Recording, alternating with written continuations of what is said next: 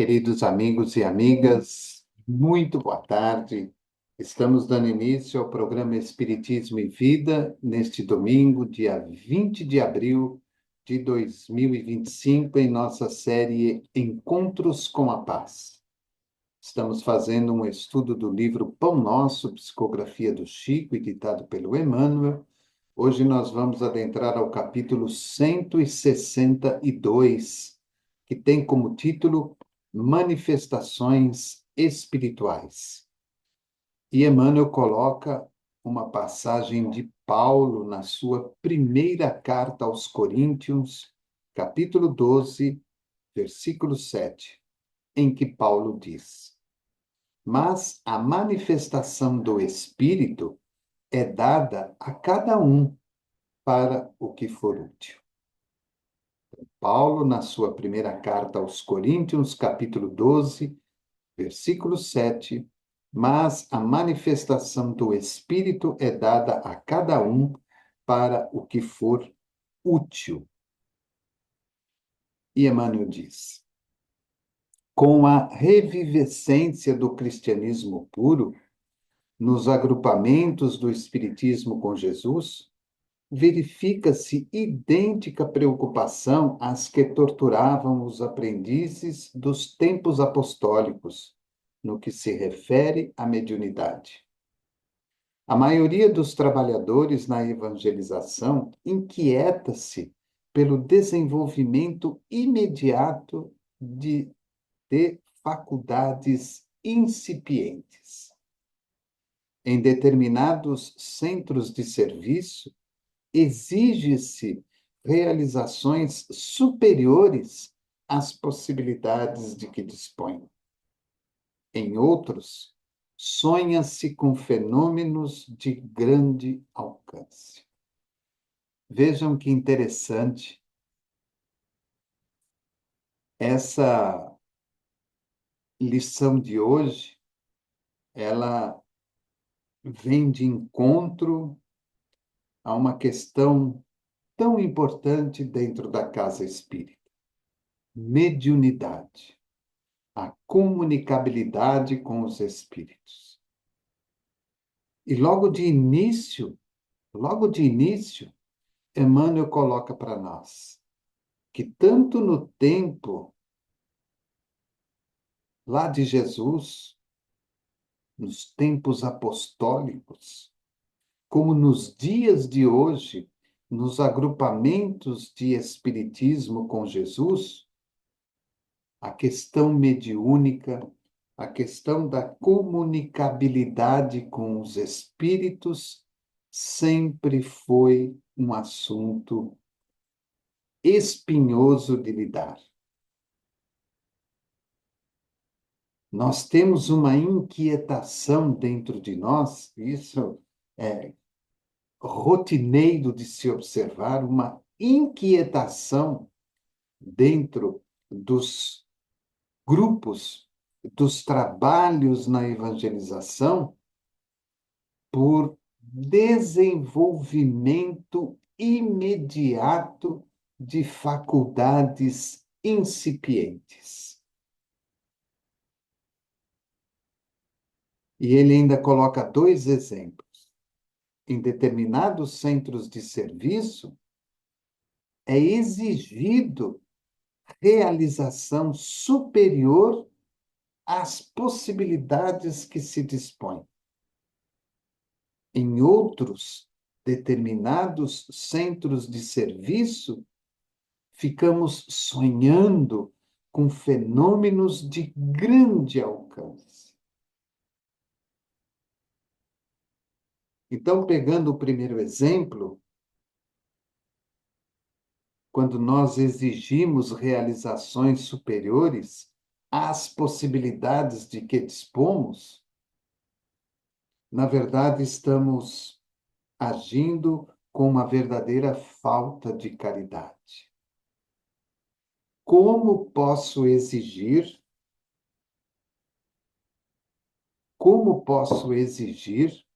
realizações superiores se não tenho ao meu dispor material humano adequado para tal serviço?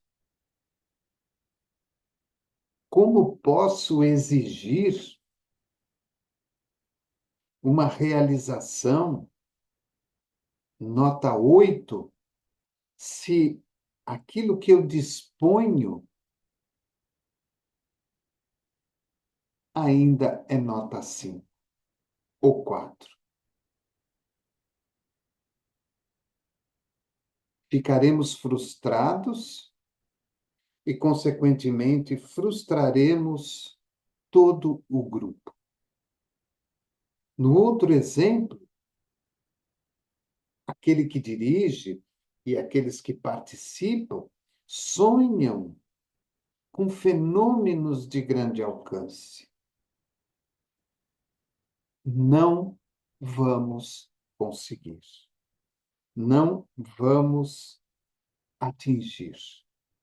E por que que isso acontece? Porque criamos uma expectativa enorme com relação à questão mediúnica, com relação a faculdades mediúnicas. Colocamos a faculdade mediúnica em primeiro plano como o mais importante de tudo. E esquecemos de analisar as condições que estão presentes em nossas mãos para que essa atividade aconteça. Não vamos, de maneira nenhuma, realizar coisas superiores com possibilidades pequenas. Não vamos ainda conseguir sonhar ou realizar fenômenos de grande alcance com algo ainda pequeno existente ao nosso redor. Então vejam que tudo isso se faz exclusivamente por essa indisciplina, vamos dizer assim, em ter a mediunidade como ponto prioritário, como ponto primeiro dentro de um agrupamento espírita. Não conseguimos entender e compreender que cada um dá aquilo que pode dar. Cada um dá aquilo que pode dar.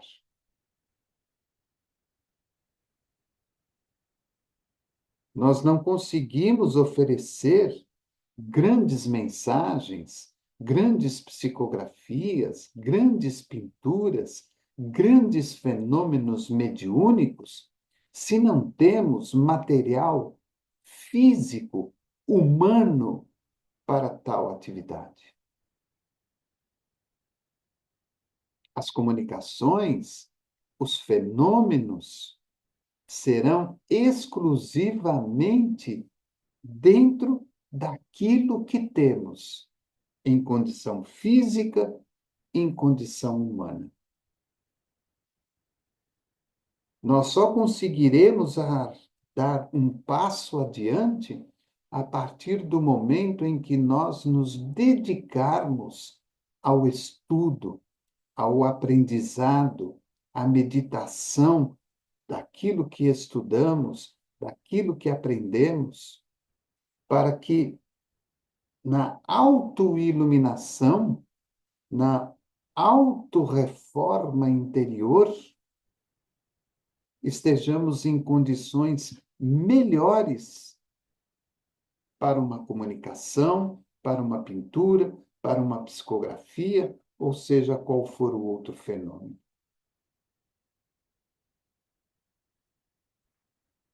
E agindo desta forma, que, como eu disse, acaba se tornando uma forma indisciplinada e irresponsável, nós muitas vezes colocamos em xeque o trabalho que realizamos e o trabalho do grupo. Criamos um desconforto naquela atividade que estamos fazendo. E deixamos de entender que, por menor que seja ainda a nossa contribuição, por menor que seja ainda aquilo que estamos oferecendo, aquela pequena ajuda é extremamente importante para a instituição, para o grupo, para o dirigente e para os espíritos que ali se aproximam.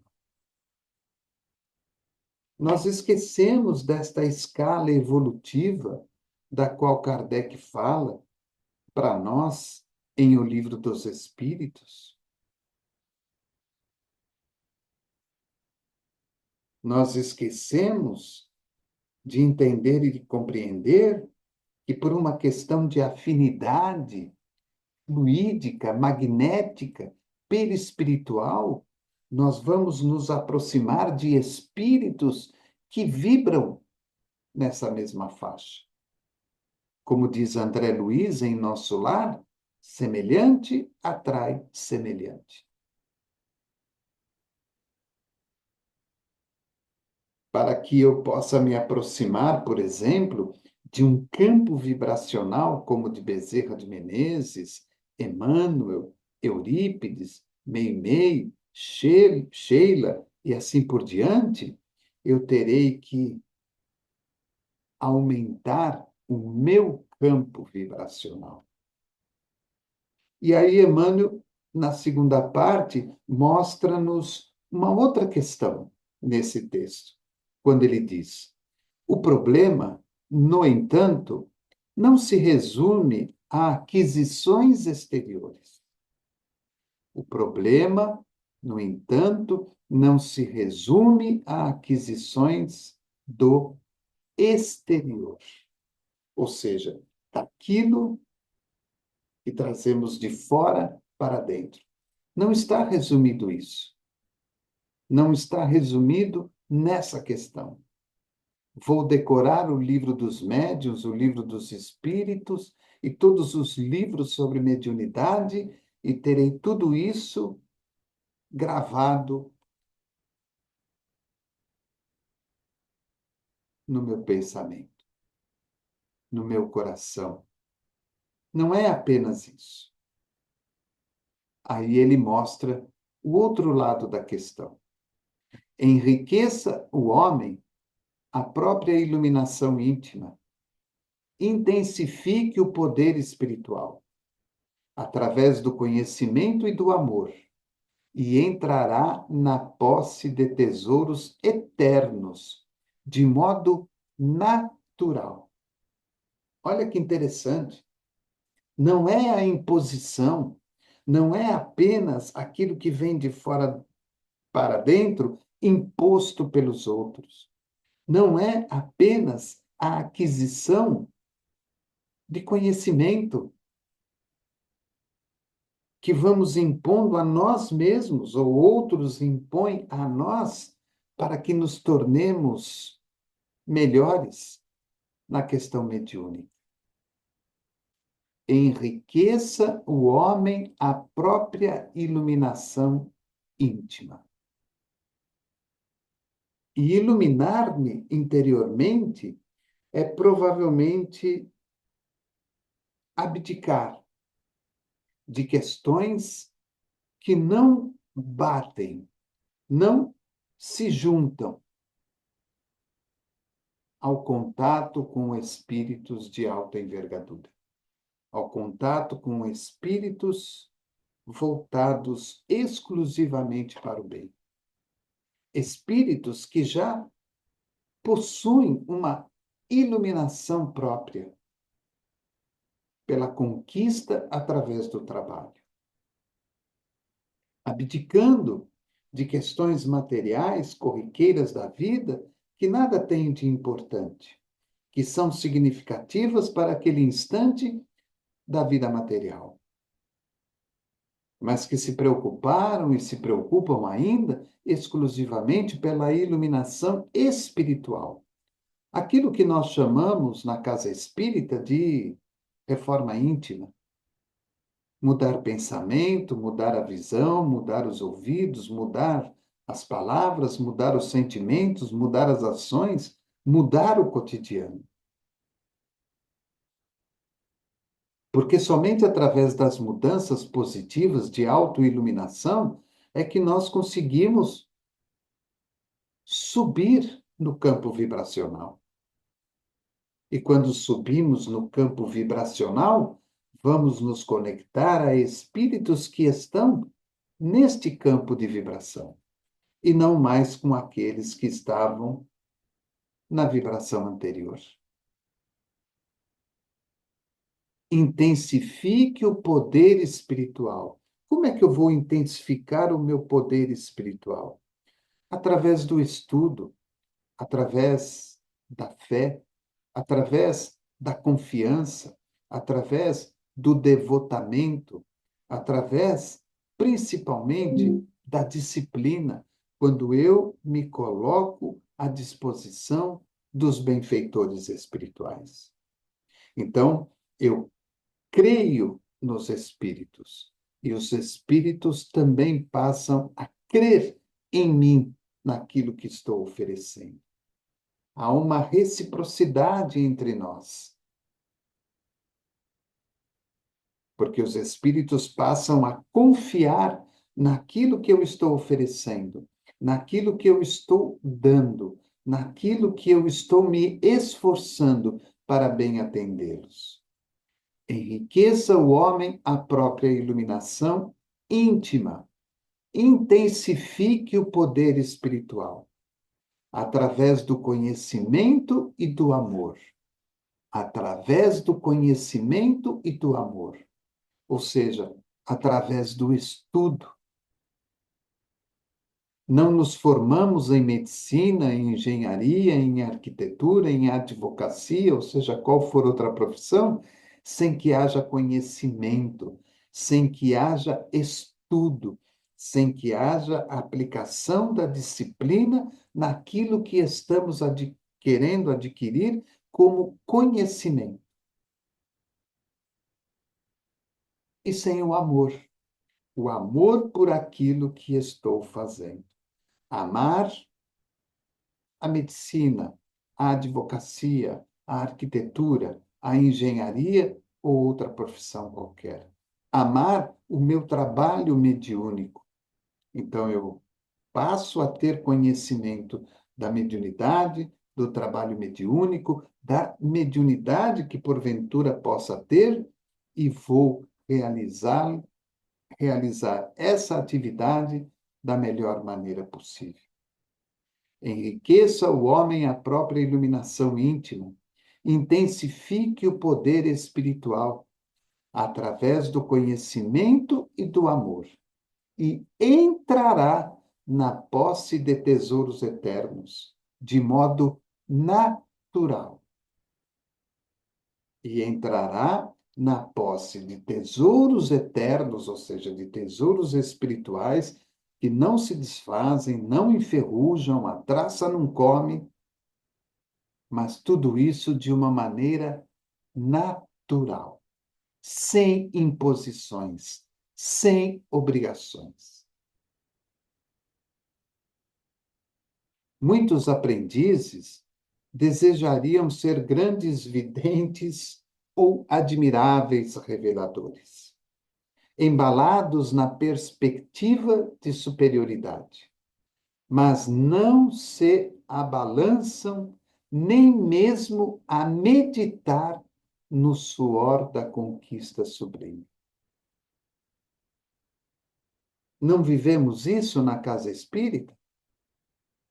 Queremos e desejamos ser grandes videntes ou admiráveis reveladores, que tudo entendemos, tudo compreendemos, que conseguimos decifrar as questões, as doenças, as dores, os sofrimentos.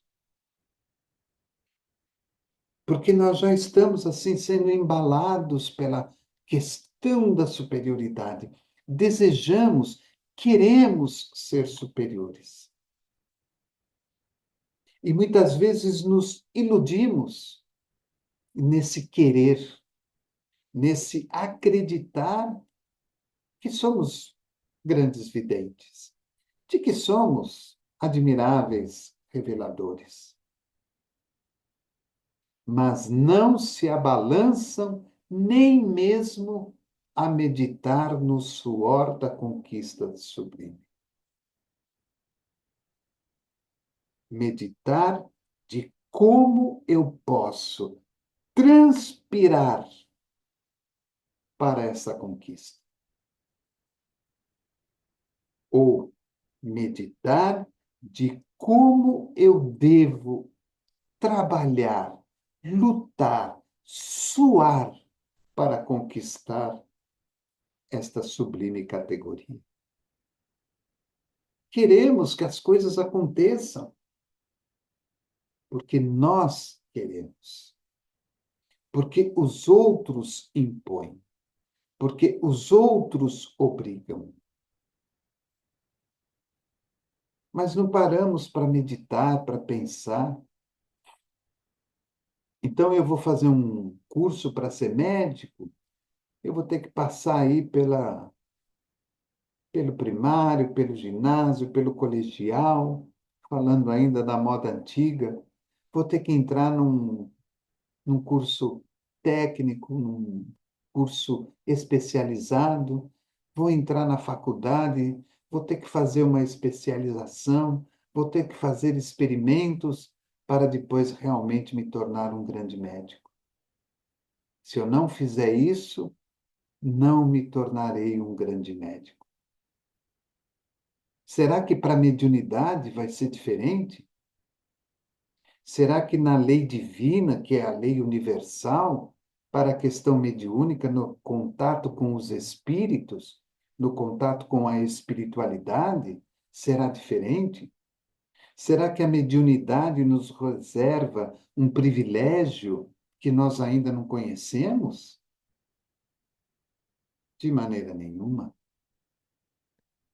Falamos do Divaldo, do Chico, do Raul Teixeira e de grandes expoentes que passaram na doutrina e até fora da doutrina, com suas respectivas mediunidades. Privilégio? Não. Conquista.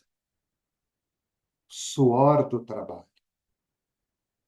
O suor do esforço para chegar na condição em que chegaram.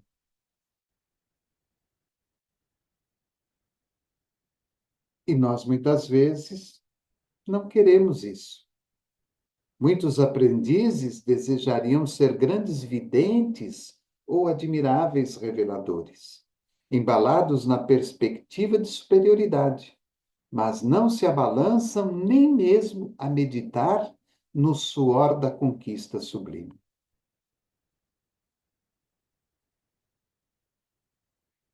Não funciona desse jeito. Às vezes passamos uma encarnação inteira ensaiando processos de mediunidade, processos de comunicabilidade com os espíritos, para que numa próxima encarnação, caso tenhamos feito o ensaio de maneira correta e disciplinada, aí sim, na próxima encarnação, aquilo que ensaiamos de forma disciplinada e correta, se traduz numa próxima encarnação, como mediunidade efetiva em favor do próximo, em favor da comunidade ao nosso redor. Inclinam-se aos proventos, mas não cogitam do esforço.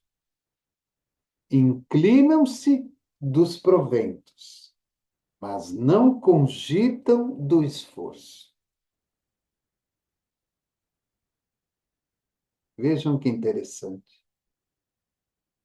Inclinam-se aos proventos, aquilo que me vem, mas não cogitam do esforço, do dar. Nesse sentido, é interessante recordar que Simão Pedro, cujo espírito se sentia tão bem com o Mestre glorioso no Tabor, não suportou as angústias do amigo flagelado no Calvário. Inclinam-se aos proveitos. Que bom, tudo vindo a mim, mas não cogitam do esforço para que aquilo que nos venha seja sempre de conformidade com aquilo que eu mereço, com aquilo que eu me esforcei, com aquilo que eu suei trabalhando para conquistar. E Emmanuel lembra de Pedro. Nesse sentido, é interessante recordar que Simão Pedro, cujo espírito se sentia tão bem com o Mestre glorioso lá no Tabor, não suportou as angústias do amigo flagelado no Calvário. Então, no Tabor, Pedro se maravilhava, Pedro se maravilhava com os proventos vindos de Jesus. Quando no Calvário, Pedro se modifica e se revolta inteiramente, porque não suportava ver Jesus flagelado. Então vejam como que nós não nos preparamos adequadamente. Eu sempre costumo brincar e digo assim: como é que eu vou dar uma comunicação de Eurípides Barçanufo se não me coloco, pelo menos, numa condição próxima a ele? Eu estou ali numa condição ainda menor, inferior. Quem vai se comunicar comigo? Quem vai escrever, pintar, falar? É o José, é a Maria, é o João, é o Benedito. São espíritos que estão na mesma faixa vibratória que eu. Então não dá para exigir de mim mesmo aquilo que eu não me disponho a fazer de melhor. Como dirigente, não dá para exigir de médiuns aquilo que eles ainda não se dispõem a oferecer de melhor. Então, cada um dá aquilo que pode, cada um dá aquilo que tem.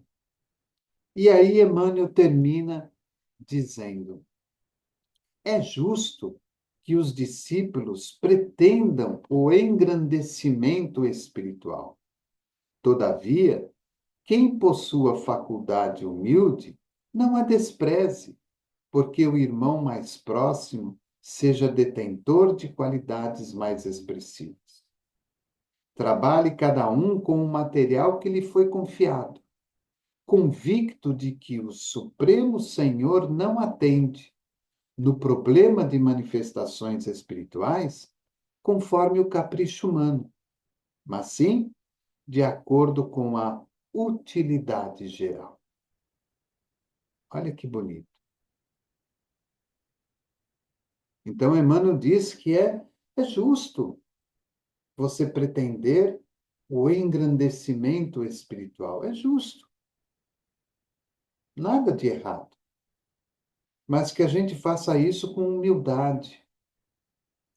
Que, seja qual for a faculdade que você tenha, que ela seja humilde e que você se coloque numa posição humilde junto dela.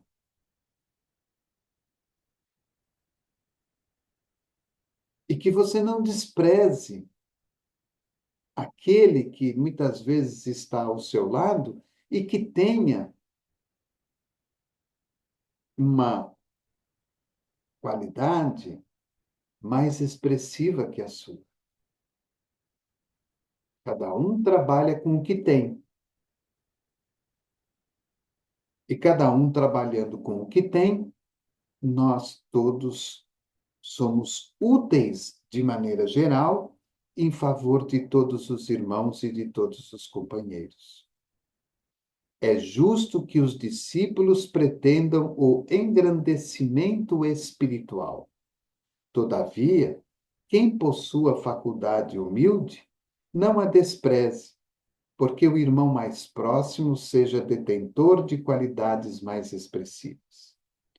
Trabalhe cada um com o material que lhe foi confiado, convicto de que o Supremo Senhor não atende no problema de manifestações espirituais conforme o capricho humano, mas sim de acordo com a utilidade geral. Então, o que prevalece é a utilidade geral. Coloca-se ali o grupo, cada um dá o que tem, um mais, outro menos, um dá 4, outro dá 5, outro dá 7, outro dá 8. Às vezes você pode ter alguém que dê 9, às vezes você pode ter alguém que só dê 1, mas esse grupo é importante para a utilidade geral daquele trabalho que estamos realizando. E que a gente se sinta feliz em estarmos fazendo isso. Aquele que dá 1, não se sinta menor do que aquele que dá 4, 5, 7, ou 8 ou 9. E aquele que dá 9, não se sinta superior àquele que dá menos. Todos nós damos o que podemos. E todos juntos formamos um grupo coeso e homogêneo em favor da comunidade, em favor da utilidade geral. É assim que nós criamos um grupo coeso, como eu disse, um grupo homogêneo, onde todos sabem o que pode dar e todos dão com muito amor e com muito carinho. E isso forma um trabalho de benefício em favor de quem precisa, encarnados e desencarnados. Então fica aí a nossa reflexão de hoje, um tema muito importante sobre mediunidade, porque nós, infelizmente, ainda temos, né, dificuldades na casa espírita com relação a isso, e sempre que vem este tipo de mensagem, ela nos oferece uma reflexão muito profunda a respeito de um assunto tão importante. A mediunidade não é a prioridade. A prioridade é a autoiluminação. A prioridade é o estudo e o conhecimento. A prioridade é a meditação perante aquilo que eu estudei, perante aquilo que eu tomei conhecimento, perante essa iluminação que eu estou oferecendo a mim mesmo, para que tudo transcorra de maneira natural. O processo tem que ser natural, dia após dia, conquista após conquista. Vamos evoluindo, vamos nos afinizando com outros espíritos e vamos abrindo um leque de conhecimento a respeito daquilo que é importante dentro de um trabalho mediúnico, de um trabalho de desobsessão e especificamente com relação à mediunidade da qual tenhamos nesta atual encarnação. Agradeço a vocês, convido a todos daqui a pouquinho, às 20 horas, a nossa série Estudo Sistematizado. Estamos fazendo aí um estudo do livro Palavras de Vida Eterna. Daqui a pouco, às 20 horas. Desejo a todos uma excelente semana, paz, saúde, alegria, felicidade e muitas realizações. Que Jesus, na sua infinita bondade, que Jesus ampare e assista ao nosso planeta, ao nosso querido Brasil, ao seu lar, à sua família, ao seu trabalho, a todos aqueles que posteriormente terão a oportunidade de assistir a este encontro e que possamos ir aprendendo, ir meditando e refletindo a respeito de todas essas questões, para que, de alguma maneira, possamos a cada dia doar um pouco mais de nós em favor da coletividade, em favor da utilidade geral. Agradeço o seu carinho, a sua bondade, a sua presença entre nós e que o Divino Mestre Jesus te abençoe e te ilumine hoje e sempre. Programa Espiritismo e Vida, simples, objetivo, constante. Um forte abraço e até o nosso próximo encontro.